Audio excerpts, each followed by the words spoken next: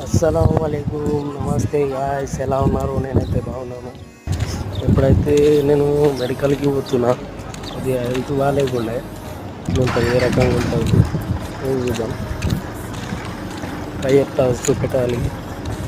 కొత్తగా పోతున్నా నేను కూడా, మనకు కూడా అంతనం తెలియదు.